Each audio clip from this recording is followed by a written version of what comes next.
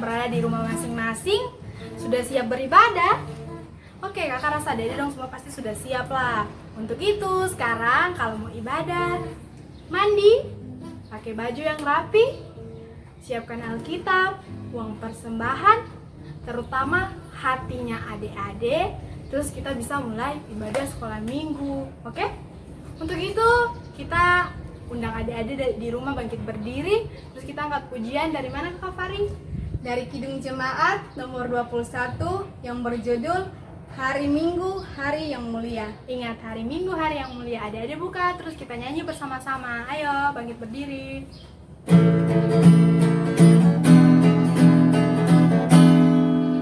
Hari Minggu, hari yang mulia, itu hari Tuhanku. Dia bawa rasa bahagia masuk dalam hatiku. Hari Minggu, hari Tuhan, hari suci dan teduh. Hari Minggu, hari Tuhan, hari suci dan teduh. Lagu yang kedua, kasih itu memaafkan. Oke, pakai gerakan ya Dade.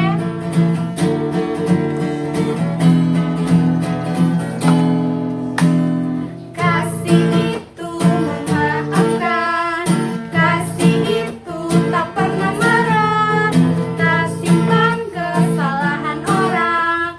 Kasih itu memaafkan, bukan hanya 3 kali dan bukan hanya 7 kali, tapi 70 kali 7 kali di dalam sehari. Oke, sekarang adik-adik di rumah tenang. Kita mau berdoa pembukaan untuk ibadah sekolah minggu yang akan dipimpin oleh Kakak Fari. Baik adik-adik, untuk itu adik-adik tutup mata, tunduk kepala, dan kita akan berdoa. Kita berdoa. Tuhan Yesus yang baik, di saat ini kami selaku anak-anak sekolah minggu Tuhan, kami telah siapkan hati dan pikiran kami kepadamu Tuhan. Untuk itu biarlah Tuhan berikan kami Roh Kudus Tuhan, agar kami dapat beribadah sekolah minggu di saat ini. Terima kasih Tuhan Yesus untuk suasana yang indah di pagi hari ini. Berkatilah kami Tuhan untuk mengikuti ibadah di saat ini. Haleluya, amin. Amin. Nah adik-adik, tiba saatnya kita akan membaca serta mendengarkan firman Tuhan. Dan firman Tuhan kita pada hari ini terambil dari Galatia 5 ayatnya yang ke-16 sampai ayatnya yang ke-26. Galatia 5 ayatnya yang ke-16 sampai ayatnya yang ke-26. Nah sebelum kita membaca dan merenungkan firman Tuhan, mari kita satu dalam doa. Kita menyanyi satu lipat tangan, masih tahu kan? Satu lipat tangan, dua tunduk kepala, tiga tutup mata. Mari kita berdoa. Tuhan Yesus yang baik, Tuhan Yesus yang luar biasa, pada hari yang indah ini Tuhan, kami datang memuji-Mu, memuji Engkau pada hari ini Tuhan. Ya Tuhan, kami akan mendengarkan firman-Mu. Biarlah firman-Mu pada saat ini tidak berlalu begitu saja, tetapi kami boleh memahami dan kami boleh praktekkan dalam langkah kehidupan kami Tuhan. Ya Tuhan, sertai kami, lindungi kami Tuhan. Dalam nama-Mu kami sudah berdoa. Haleluya. Amin. Maksudku ialah, hiduplah oleh Roh, maka kamu tidak akan menuruti keinginan daging. Sebab keinginan daging berlawanan dengan keinginan roh, dan keinginan roh berlawanan dengan keinginan daging, karena keduanya bertentangan. Sehingga kamu setiap kali tidak melakukan apa yang kamu kehendaki. Jikalau kamu memberi dirimu dipimpin oleh Roh, maka kamu tidak hidup di bawah hukum Taurat. Perbuatan daging telah nyata, yaitu percabulan, kecemaran, hawa nafsu, penyembahan berhala, sihir, perseteruan, perselisihan, iri hati, amarah, kepentingan diri sendiri, percideraan, roh pemecah, kedengkian, kemabukan, pesta pora dan sebagainya. Terhadap semuanya itu kuperingatkan kamu, seperti yang telah kubuat dahulu, bahwa barang siapa melakukan hal-hal yang demikian, ia tidak akan mendapat bagian dalam kerajaan Allah. Tetapi buah roh ialah kasih, sukacita, damai sejahtera, kesabaran, kemurahan, kebaikan, kesetiaan, kelemah lembutan, penguasaan diri. Tidak ada hukum yang menentang hal-hal itu. Barang siapa menjadi milik Kristus Yesus, ia telah menyalibkan daging dengan segala hawa nafsu dan keinginannya. Jikalau kita hidup oleh Roh, baiklah hidup kita juga dipimpin oleh Roh. Dan janganlah kita gila hormat, janganlah kita saling menantang dan saling mendengki. Nah, adik-adik, kita sudah membaca firman Tuhan, dan sekarang kita akan mendengarkan cerita tentang firman Tuhan. Nah, adik-adik, kita akan mendengarkan cerita tentang hidup menurut daging atau roh. Nah, adik-adik yang ada di rumah, apa sih arti hidup menurut daging atau roh?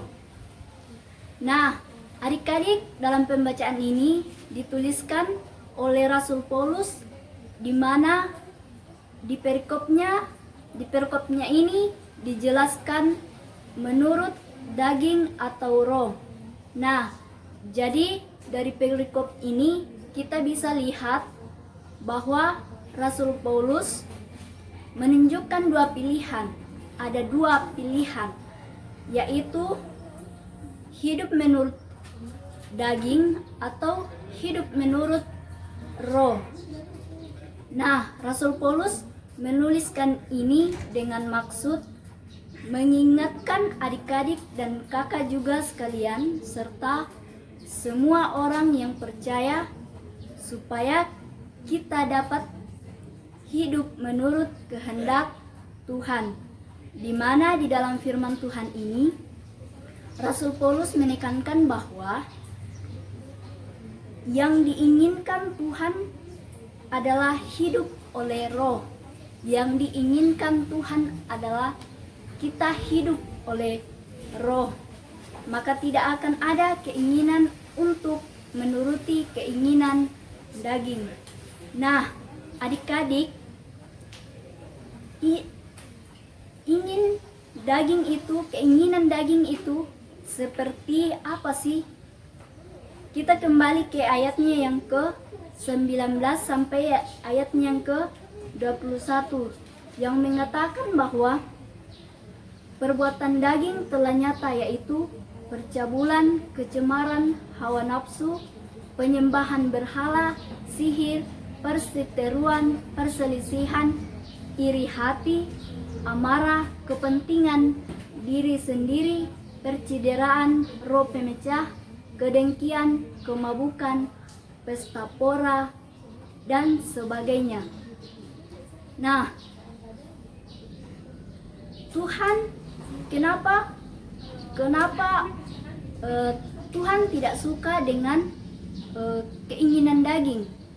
hal-hal yang setiap hari bisa kita lakukan, misalnya perkelahian, iri hati kepada teman, iri hati kepada orang-orang yang ada di sekitar kita. Suka marah-marah. Siapa yang suka marah-marah, apalagi sekarang belajar online, pasti banyak tugas di rumah. Pasti kalau banyak tugas selalu marah-marah. Ibu guru ini selalu kasih tugas banyak. Tapi Tuhan tidak suka kalau kita marah-marah terus. Nah, apalagi yang menurut daging. Suka tipu-tipu, suka tipu orang tua, teman, saudara, dan masih banyak hal yang tidak disukai oleh Tuhan. Maka dari itu, adik-adik yang di rumah, jangan melakukan keinginan daging, karena Tuhan tidak menginginkan itu. Nah, hal-hal yang bertentangan dengan daging, yaitu buah-buah roh. Apa saja yang termasuk buah-buah roh? Buah-buah roh ada 9. Buah-buah roh ada 9, yaitu kasih, bersukacita, damai sejahtera, kesabaran, kemurahan, kebaikan, kesetiaan, kelemah lembutan, penguasaan diri. Nah, adik-adik, kita akan mendengarkan mengapa kata kasih yang paling pertama. Karena di dunia ini yang paling terbesar adalah kasih. Yang paling terbesar adalah kasih. Sebab tanpa kasih, segala perbuatan manusia tidak ada artinya di mata Tuhan. Misalkan kita memberikan kue kepada teman, tetapi kita tidak ikhlas. Apakah itu kasih? Bukan kasih ketika kita tidak ikhlas memberi kepada teman kita. Karena kasih itu ikhlas memberi. Maka dari itu, adik-adik, memberi itu harus ikhlas. Memberi itu harus ikhlas. Ketika kita memberi dengan ikhlas, kita akan diberkati oleh Tuhan. Diberkati oleh siapa? Diberkati oleh Tuhan. Nah, sukacita. Apa perbedaan bahagia dengan sukacita? Jika bahagia hanya sesaat, tetapi sukacita selamanya. Sukacita timbul di dalam diri kita. Tetaplah bersyukur kepada Tuhan. Nah, damai sejahtera. Tidak ada permusuhan, damai sejahtera. Ternyata damai sejahtera, kita tidak ada permusuhan, tidak ada perkelahian. Nah, sabar.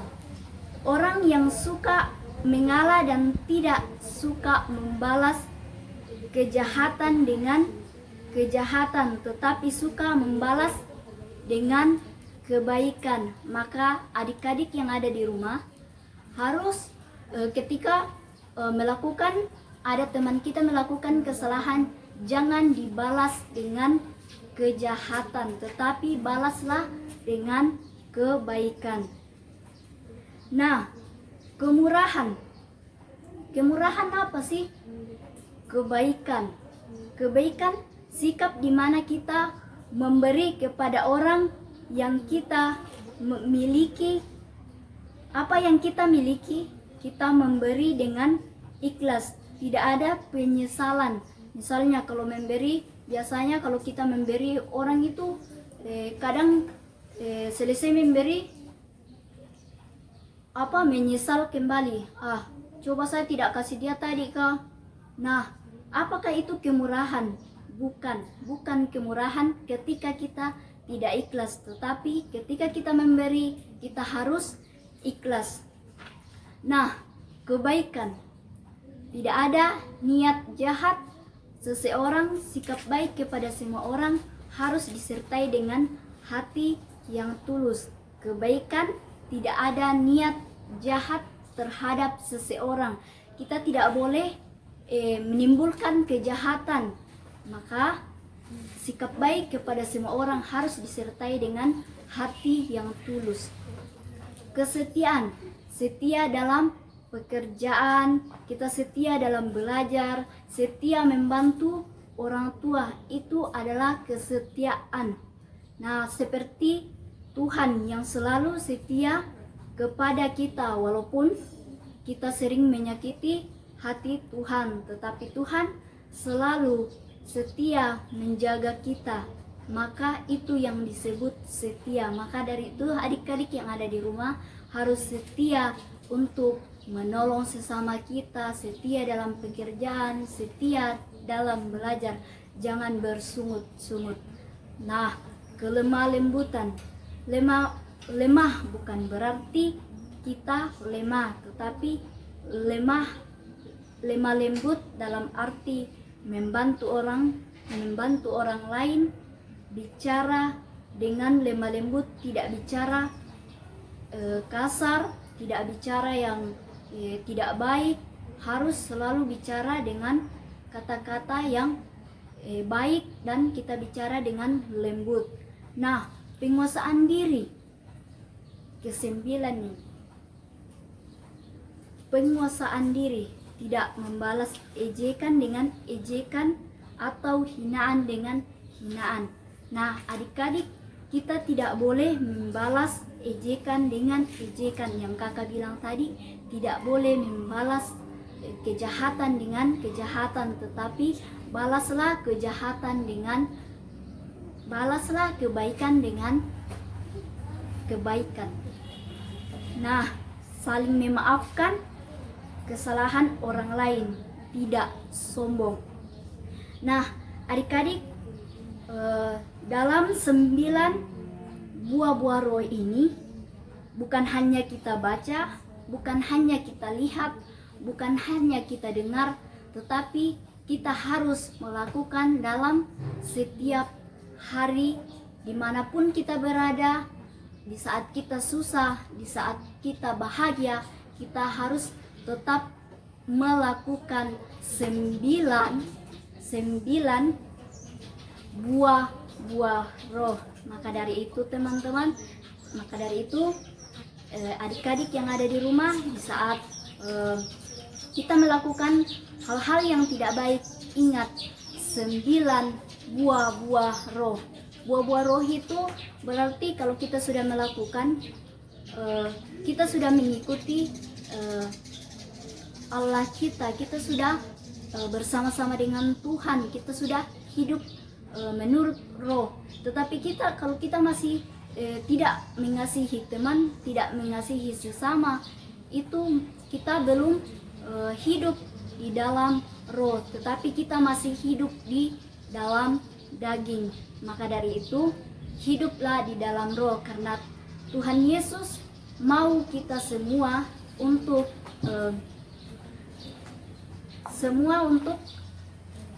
hidup di dalam roh, karena roh itu roh yang baik, bukan roh kejahatan. Kalau daging itu adalah kita harus menjauhi, kita tidak boleh melakukan yang kejahatan itu, yang kakak bilang tadi, mencuri, itu adalah hidup menurut daging. Nah, adik-adik yang di rumah, kita harus ingat adik-adik, kita harus hafal 9 buah-buah roh. Apa saja tadi buah-buah roh? Kasih, sukacita, damai sejahtera, kesabaran, kemurahan, kebaikan, kesetiaan, kelemah lembutan, penguasaan diri. Adik-adik harus hafal supaya di saat melakukan kesalahan harus mengingat 9 buah-buah roh. Nah, adik-adik, saya akan mengakhiri cerita kita hari ini. Tuhan Yesus memberkati. Amin.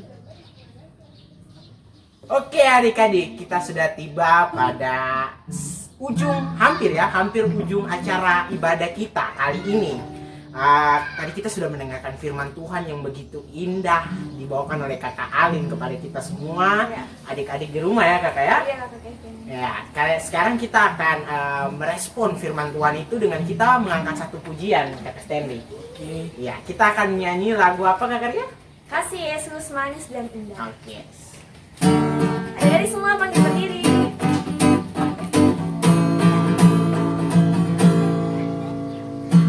Kasih Yesus manis dan indah, kasih Yesus manis dan indah, kasih Yesus manis dan indah. Oh oh oh, sungguh indah. Amat tinggi.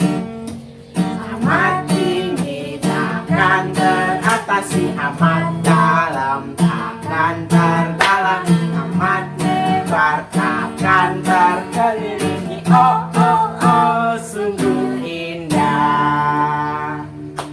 Kasih Yesus itu sungguh indah, maka kita harus juga membalasnya dengan sebenarnya kita tidak bisa membalas apa-apa ya Kak Ria. Ya, tapi kita harus hidup berbuat baik, Iya. melakukan kasih kepada sesama Sama kita. kita. Oke. Untuk itu sekarang tiba saatnya kita untuk memberi persembahan. Untuk itu persembahannya nanti disimpan saja dan diberikan kepada orang tua. Tapi kita tetap memuji Tuhan dan kita bernyanyi lagu apa lagi ya Kak Ria? Kita menyanyi lagu Kasihnya Seperti Sungai. Oke, Kakak Stanley. Oke, Siap.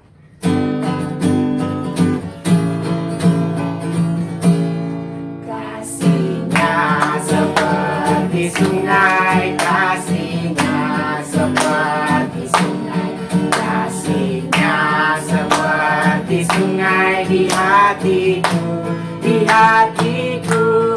Kasihnya seperti sungai, kasihnya seperti sungai, kasihnya seperti sungai di hatiku.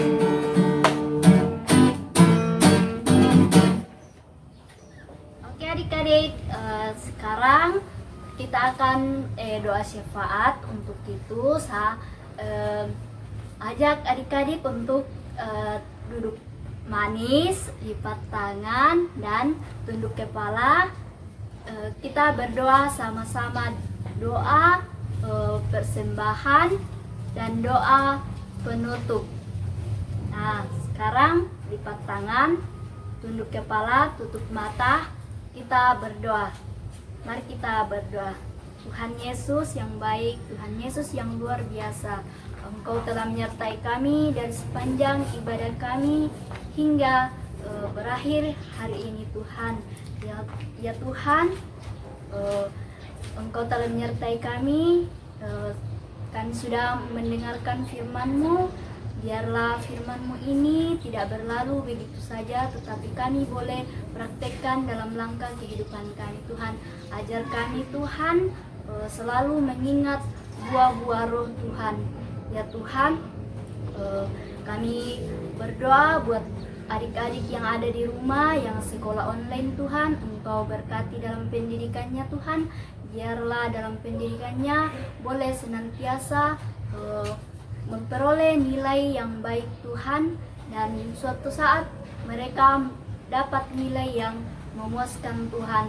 Ya Tuhan, kami tidak lupa berdoa buat Ibu Pendeta dengan keluarganya Tuhan. Engkau berkati, Engkau lindungi Tuhan. Biarlah dalam pelayanan Tuhan Engkau selalu menyertai Tuhan. Ya Tuhan, kami juga berdoa buat negara kami, biarlah sembuh dari virus COVID Tuhan. Ya Tuhan, biarlah kami juga bisa bertemu lagi dengan adik-adik di sekolah minggu Tuhan. Engkau selalu berkati kami Tuhan, Engkau lindungi kami Tuhan. Ya Tuhan, kami sudah mengumpulkan persembahan Tuhan. Biarlah persembahan ini biar sedikit tetapi bisa bermanfaat dan boleh kami pakai dalam ibadah kami Tuhan. Ya Tuhan, ini doa kami, ini ungkapan syukur kami Tuhan. Engkau Yang kurang Tuhan, Engkau berkati Tuhan. Ya Tuhan, sempurnakanlah doa kami Tuhan, dalam namamu kami sudah berdoa. Haleluya, amin. Oke adik-adik, kita telah tiba di penghujung ibadah di pagi hari ini. Ada pengumuman buat adik-adik. Ayat hafalan buat adik-adik di rumah terdapat dalam kitab perjanjian baru, kitab Galatia pasal 5, ayat 22 sampai 23. Oke, kakak ulang sekali lagi. Ayat hafalan buat adik-adik, Galatia pasal 5, ayat 22 sampai ayat yang ke-23. Oke, untuk mengakhiri ibadah kita di pagi hari ini, kakak ajak adik-adik semua berdiri, kita menyanyi lagu sekolah minggu selesai.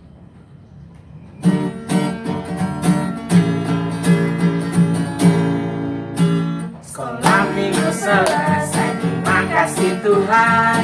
Bye bye bye, Tuhan Yesus memberkati. Sekali lagi. Sekolah minggu selesai, terima kasih Tuhan. Bye bye bye, Tuhan Yesus memberkati. Immanuel, Allah beserta kita sampai Maranatha, Tuhan datang. Amin. Selamat hari Minggu adik-adik. Sampai ketemu lagi. Bye. Bye.